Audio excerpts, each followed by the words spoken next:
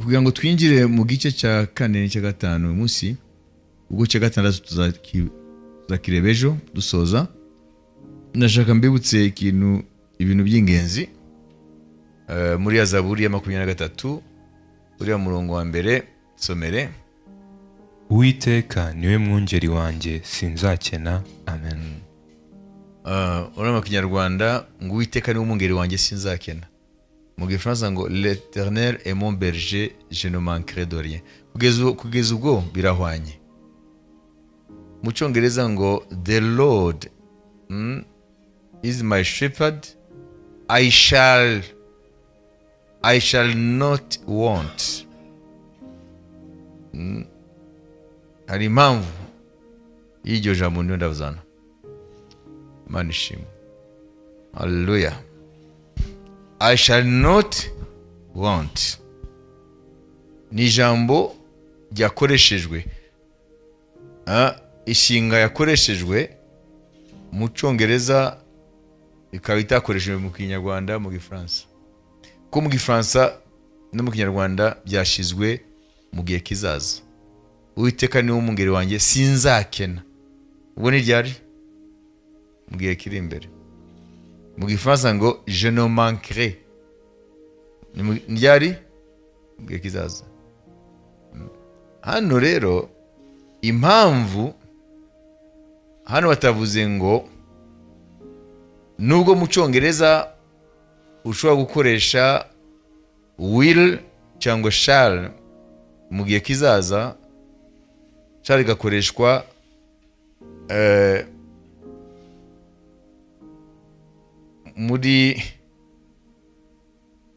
muri pronom personnel je, I na we.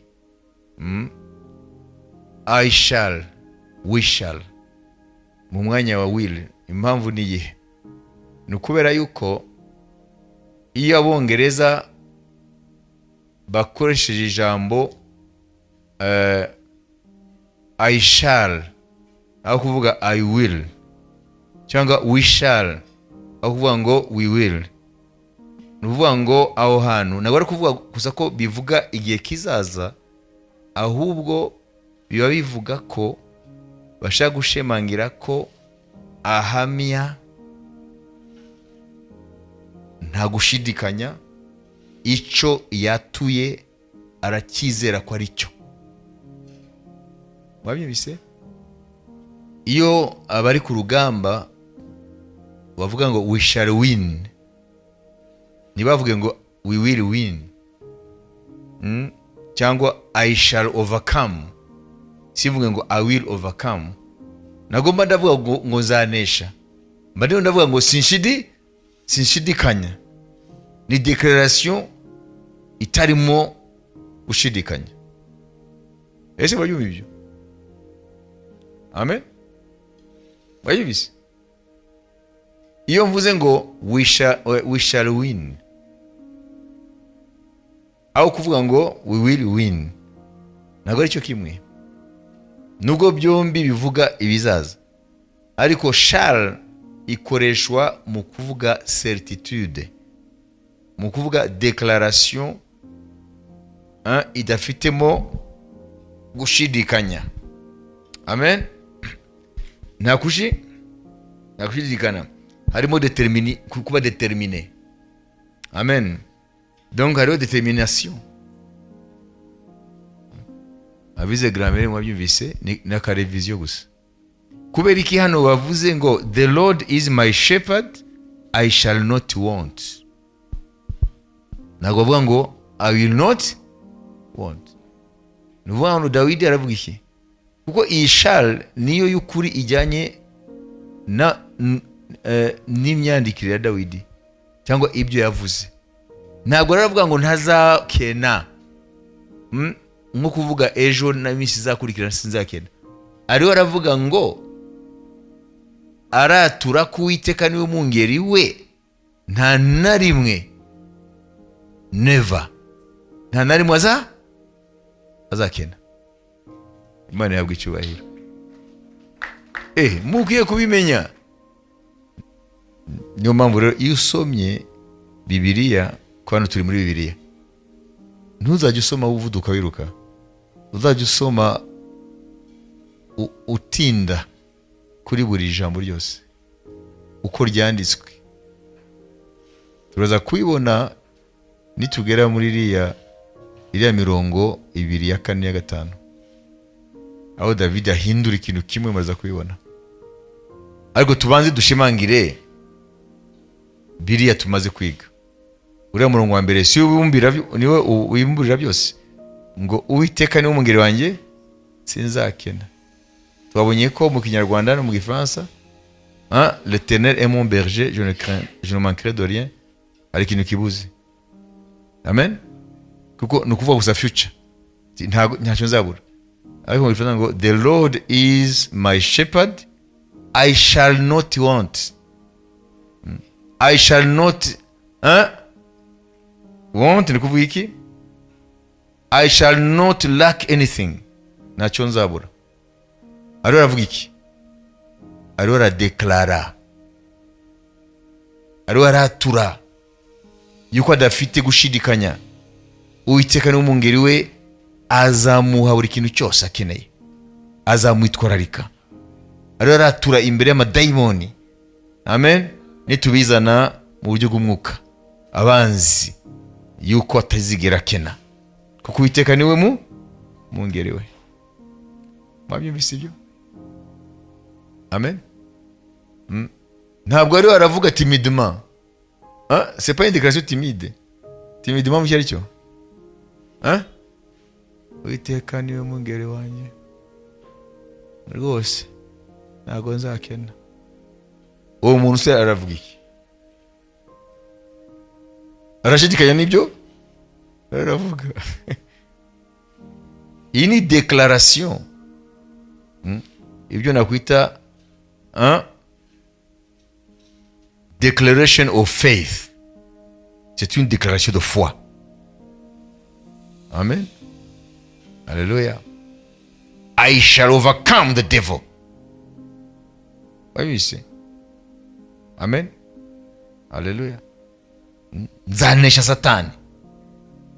Tuvuga ngo ndio ndavuga gusa ko nzamunesha ejo. Ndio ndavuga ni already Satani wowe ndakunesha kandi nzahora nkunesha. Hallelujah. We shall destroy the kingdom of the devil. Tuzamenagura ubwami bwa Satani. Ntabwo ndavuga ngo tuzabumanagura ejo mwaka utaha. Ndio ndavuga ngo uhereye none Satani ndagutangarije. Nzagutinsura. Zasenya ubwami bwawe. Imana ihabwe icyubahiro. Murumva ukuntu imvugo yakoreshejwe? Ariko utabizi ubabona ko nta difference ihari. Ariko irahari. Niyo mpamvu batakoresheje ngo the Lord is my shepherd, I will not want, I will not lack anything. Ariko ngo the Lord is my shepherd, I shall not want. Ni declaration. Amen. Ni commitment ku mwami. Amen. Yuko umwami ndi intama yawe, kandi intama yawe ntabwo uzayiterana, ntacyo izakuburana. Ariho aravuga ikindi muri iryo jambo ku murongo umwe uwa mbere, Zaburi 23. Ariho aravuga ngo the Lord my God is my provider. Ngo Uwiteka niwe unsupplying buri kintu cyose. Imana ishimwe. Ni provider. Amen. Tugize declaration nk'izo Dawidi yarafite, ibintu byahinduka. Tugenda gutya mu kwizera, sibyo? Ntawamenya. Wenda Uwiteka aza providing. Ntabishaka azabikora. Ko niko abantu bameze mu nzira yawe y'agakiza. Ari umusaza bigeze kubaza, hanyuma aravuga ngo nko kubaza ngo ese muze upfuye uzajya mu ijuru? Aho azanshira niho nzajya. Abakristo benshi rero niko bameze rero, ntibazi neza ibyo barimo. Ngo azanshira niho nzajya, nta kundi byagenda. Aho azanshira niho nzajya. Amen. The Lord is my provider. Dusomere ya Filipi 4:19. Nibyo nyine Dawidi aravuga, na Paulo nawe yarabivuze. Hallelujah. And my mugihe cyubahiro arashakisha ari, and my God shall supply. Filipi 4:19.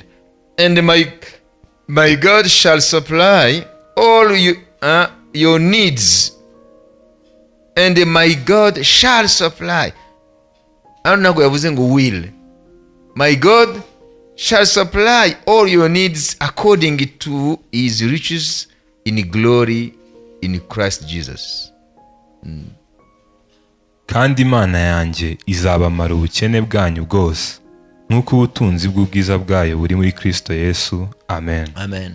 Ariko utamenye imvugo nakubwiye ntiwamenya bitandukanye. Wakwibaza ko gusa ari wish, ari arabifu abarema umutima Abafilipi, kuko bitangira Imana, baratangiye umurimo w'Imana, bari witangiye ngo Paulo akomeza kuri mu Imana ntacyo akenye. Bakwibaza gusa ko ari isengesho y'intumwa, ariko hano Paulo ariho aragaragaza umutima we ko adafite n'agacu ko gushidikanya yuko abantu bose bitangira ubwami bw'Imana, Imana iba ibiki. God becomes who? Their provider. Vango Uwiteka ahinduka usupplyinga ibyo bakeneye, kuko ni supply hano, provide. Kandi murabizi ko Abrahamu yarabivuze, wa musozi yise Yawe Yire, ibyo mwita ngo Jehovah Yire. Yaravuze the Lord is my provider. Mu cyimbo cyuko Isaka mwica akaba ku gicaniro, Imana yampaye igisimbura umwana wanjye, yasekurume yihene. None se ntiyabaye provider? Amen. Ariko Abrahamu ariya kuri 22 itangiriro birarenze gusa ko Imana yamuhaye yasekurume yihene isimbure Isaka. Ahubwo Abrahamu benshi ntago bajya banabimenya.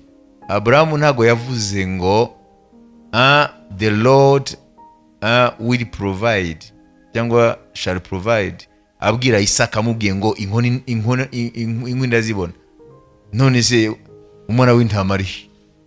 Ntago Abrahamu gusa yavuze ngo Uwiteka azironkera. Benshi ntago bamenya. Yaravuze ngo l'Éternel se pourvoira en sacrifice. Nuvuga ngo Uwiteka ubwe azaba provider kandi we abe provision. Imana yahabwa icyubahiro.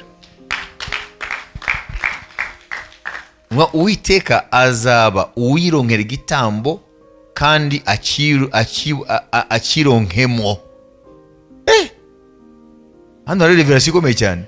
Uwiteka azironkera igitambo kandi akibonemo abicyo gitambo. Bivuga iki rero? Bivuga muri Zaburi ya Dawidi 23 kuvuga iki? Nuvuga ngo Uwiteka umwungeri wanjye. Amen. Haleluya. Ubwe niwe provisions. Ubwe niwe provision. Ubwe niwe ari ibyo nkeneye byose. C'est pas un simple jeu de mots. Ni révélation. Ni jambo rishurirwa. Imana ishimwe. Nose nimba reka mbabwire mbabazi ikibazo. Iyo nje nkakubwira nti umva rero. Amen. Kubera ko ngukunda cyane. Ariko nimubaze za nkundo zindi. Za Erose twazivuye mu sibyo. Turi mu bwami bw'Imana. Bote turi mu bwami bw'Imana. Kuko nasobanuye gutyo abantu kubera ko isi icuramye bahita bagenda mu bitari byo. Amen. Ati kubera ko ngukunda cyane rero, wabyumva, kubera ko ngukunda cyane ndakwihaye. Abakubwiye iki?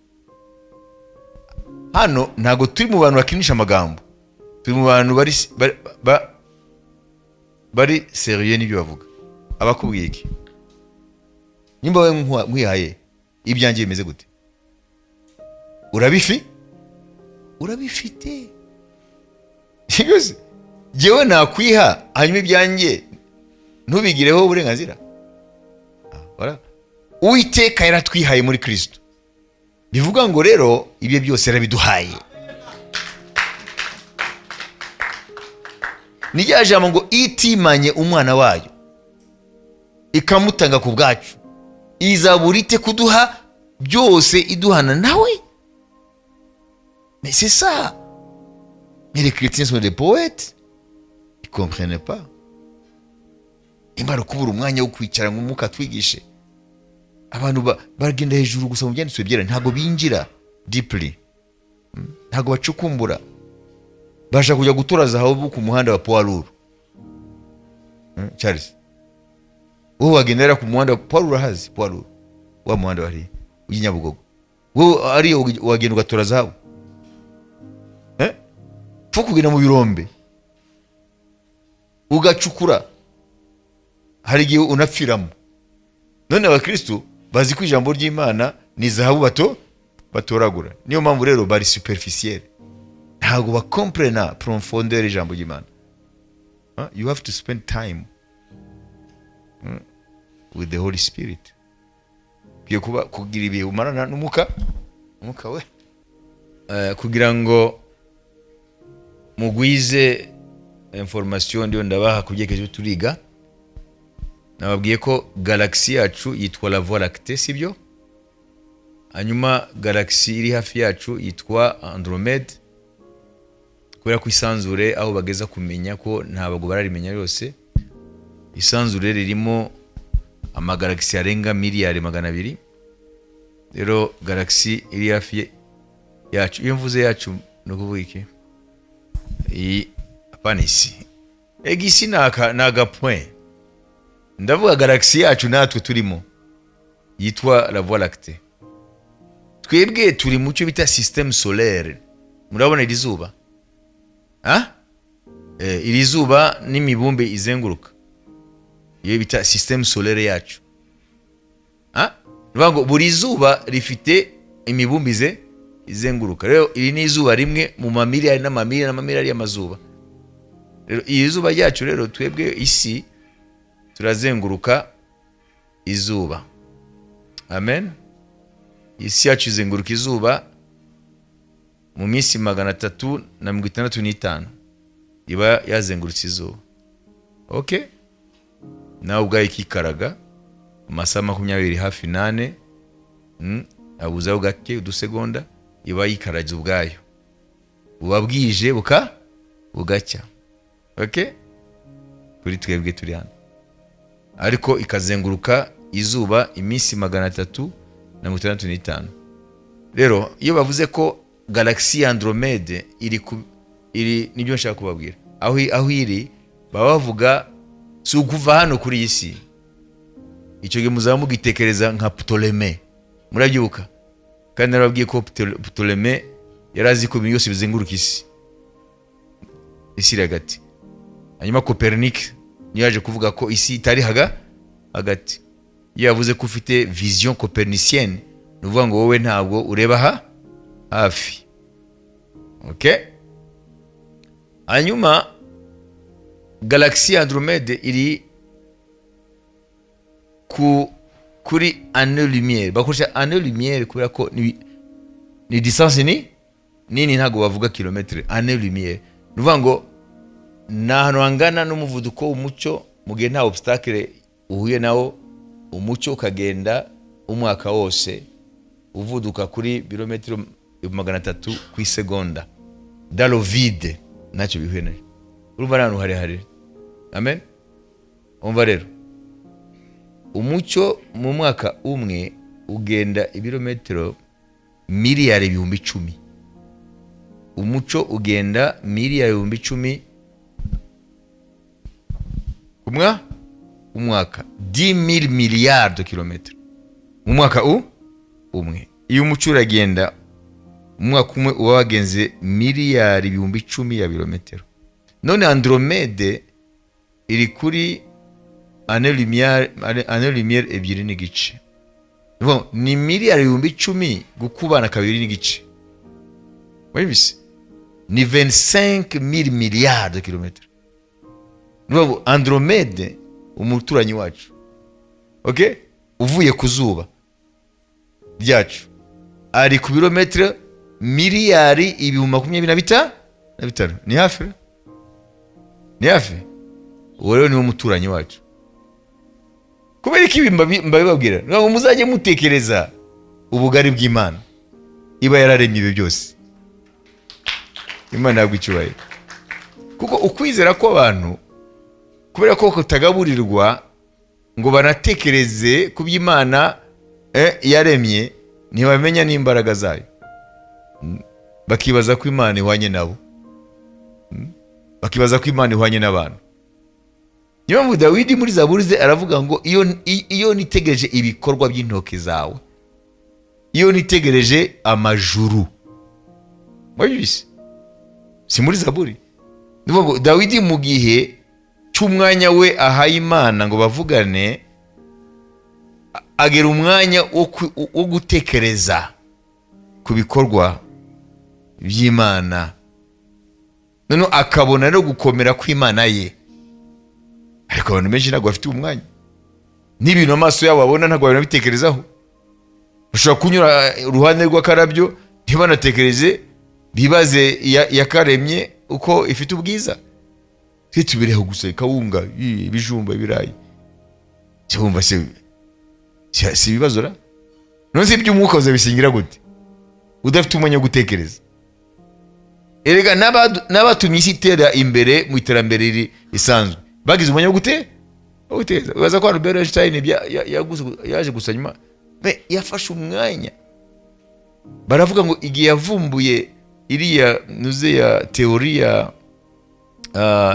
yanuze ya relativité restreinte cyangwa n'iriya yindi general, avuga ko yamaze iminsi ameze nk'umurwayi, byamutwaye energy nyinshi.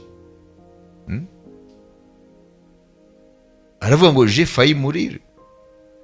Ngo yaritanze mu bwonko bukomeye, yarakora ijoro n'amanywa ngo ashobore kudekuvura biriya byatumye isi itera imbere. Uyu munsi mukaba mufite za internet, mufite ibiki, mushobora kujya mu byogajuru niki. Ngo ari abantu batekereje kugira ngo bagere ku byo isi yagezemo. Natwe mu by'ubwami bw'Imana tukiye gutekereza, tugatekereza mu by'ubwami. Imana ihabwe icyubahiro, Imana ishimwe. Urumva rero Imana rero nikubwira ngo narakwihaye, amen, irakubwira ngo ibyo mfite byo ni byoroshye ngo mbiguhe. Nakubwiye ni uretse iyi si, Yesu arakubwira ngo umuntu azunguka iki? Isi yose nibiye agatakaza ubugingo bwe. Yatubwiye isi ukibaza ko ari isi various cosmos, kuko iyo Bibiliya ivuga le monde ntabwo ari isi. Mu Kinyarwanda batraduje ngo ni isi, c'est le cosmos, ni sanzure n'ibirimo. Ngo bibaye ibyawe ugatakaza ubugingo bwawe, byakumarira iki? Kugeza ubu ntabwo turizera Imana erega, ahubwo turacyari muri bwa butumwa Paulo yavuze Atene ngo barayikabakaba. Ahubwo turacyakabakaba. Iyo ukabakaba utarakora ku kintu urakabakaba gusa, ese cyaba kirihe? Wabibize? Iyo uri mu mwijima ushakisha isitimu yawe itorosha aho wayishize, iyo akubwiye ngo urakora iki, ndio ndakabakaba, wayibonye se? Iyo ubonye ureka ukabakaba. Rero Paulo aravuga ngo Imana baracyayikabakaba ntabwo barayibona. C'est le problème. Wabibize? Le danger c'est notre petit cerveau là. Iyo niyo danger. dutekereza mu buryo buri narrow. Tureba narrow minded. Dutekereza ubuntu buto cyane. Amen. Haleluya. Turacyari muri periode ya yandi. Uriya yabanjije Copernic nabwo kwitwa nde? Ptolémée. Turi muri vision ptolémaïque. On ne voit pas plus loin que le bout de notre nez. Tureba kure tugarukira hano ku izuru hano. On ne s'élève pas ngo tuzamuka ngo tugere kure.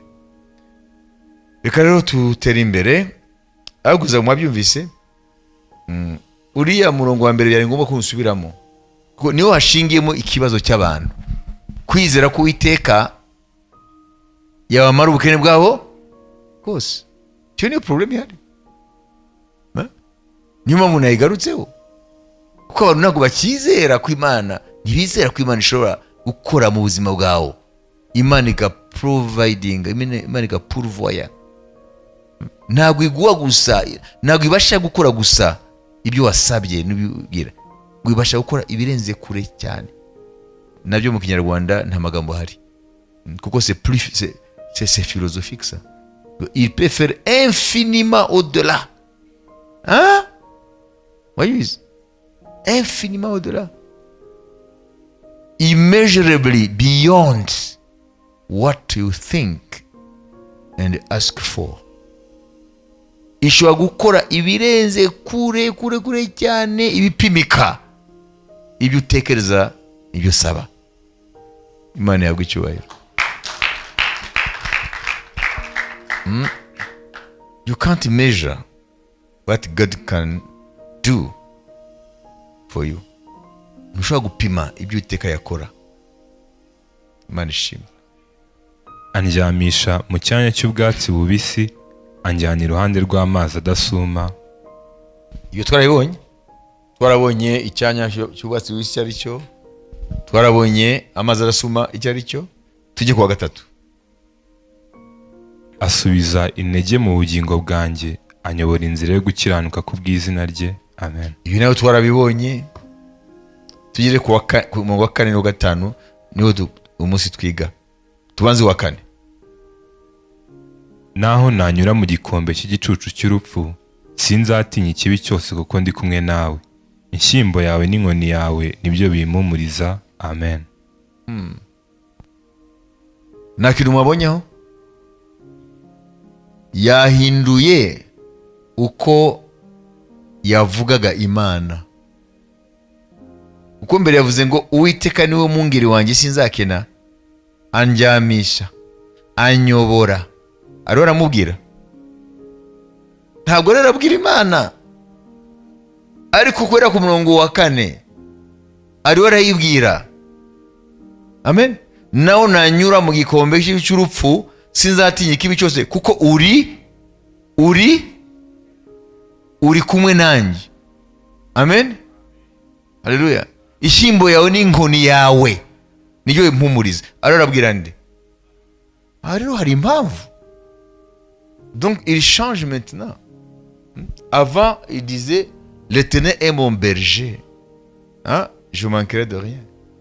Il me fait reposer dans de verts pâturages. Il me conduit près des eaux paisibles. Il.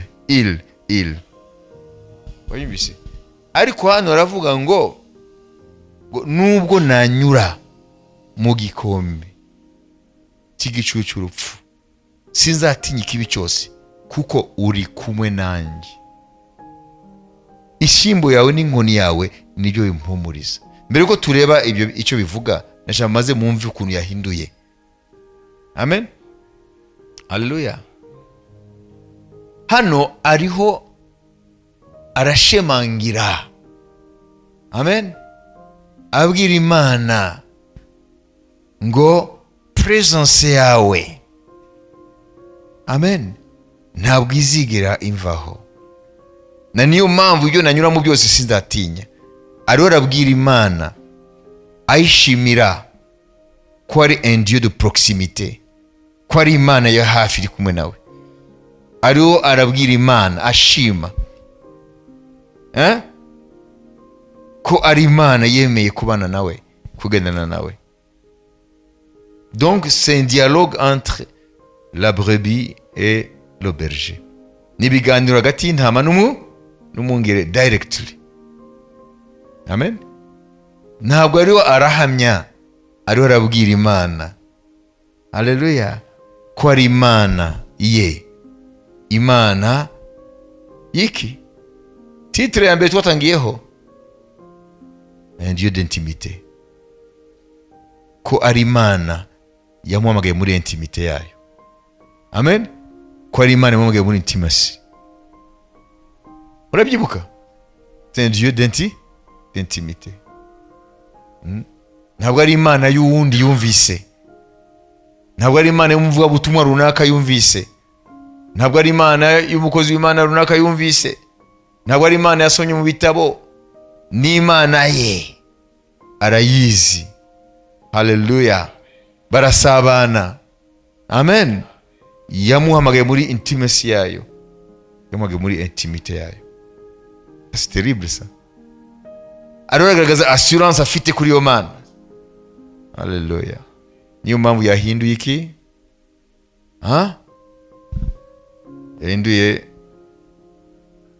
Yahinduye imvugo.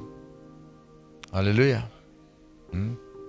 Hano umuinterlocuteur we ninde? Ni Imana ubwayo. Amen. Bariho areshanja n'Imana. Ariho arayibwira icyo iri cyo mu buzima bwe.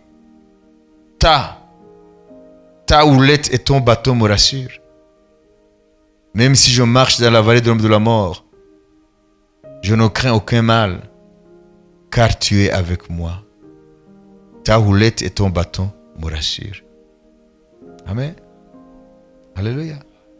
Your rod and your staff comfort me in the valley of the death. Amen. The shadow of death. Murumva hano? Est-ce que tumaze kugira muri proximité n'Imana? No. Urugendo rwari rurerure. Imana iracyari Imana wumva, baririmba, bavuga, usoma. Ntabwo iri Imana. Mwumvise impamvu? Umurongo wa mbere, uwa kabiri, uwa gatatu, ariho aravuga Imana nk'uyihamiriza, nk'uyibwira abandi. Uwiteka niwe umwungeri wanjye sinzakena. Amen. Aravuga ukwizera kwe afite mu Mana. Uwiteka niwe umwungeri wanjye sinzakena. Haleluya. Anjyamisha mu cyanya cy'ubwatsi bubisi, anyobora hafi y'amazi adasuma, asubiza intege mu bugingo bwanjye,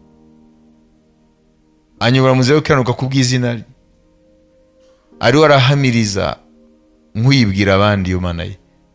Ariko kubera ku murongo wa kane kumanuka aravuga ngo nubwo nanyura none ubwo si abandi arabihoreye, amaze kubabwira Imana ye ukwiri uko babanye nayo, icyo umumariye. Amen. Icyo ari cyo kuri yo Mana ni umwungeri nayo ni intama.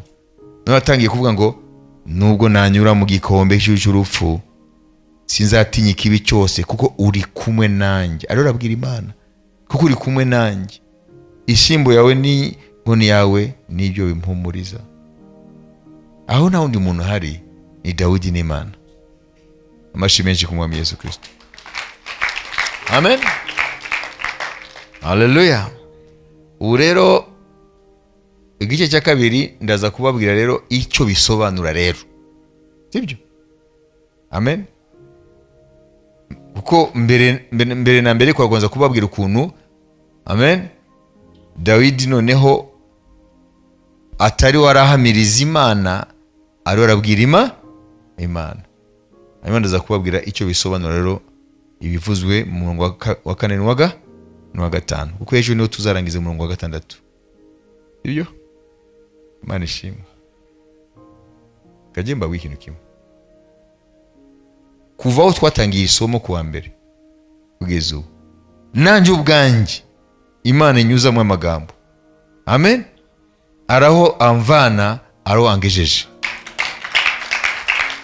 Ubwanjye amen, kuko ndayamedita ijoro, ndayamedita buri kanya, nanjye hari ikintu umwuka arema muri jyewe. Ndibaza ko nawe ariko bimeze. Imana ishimwe. Dufate rero iminota 5 tekereze natwe ku Mana, amen. Noneho ntabwo ari Dawidi, ni wowe uraza kubwira Imana, hanyuma niturangiza tuza kumva rero ese ari aravuga iki muri 20. Dufate iminota 5 niturangiza tuze hano, dufate iminota 5 tuyihimbaze Imana, tuyishime. None tuze rero twinjire mu cyiciro cya nyuma cya kabiri, mbabwire rero icyo bivuga. Umurongo wa 4 n'uwa 5. God bless you.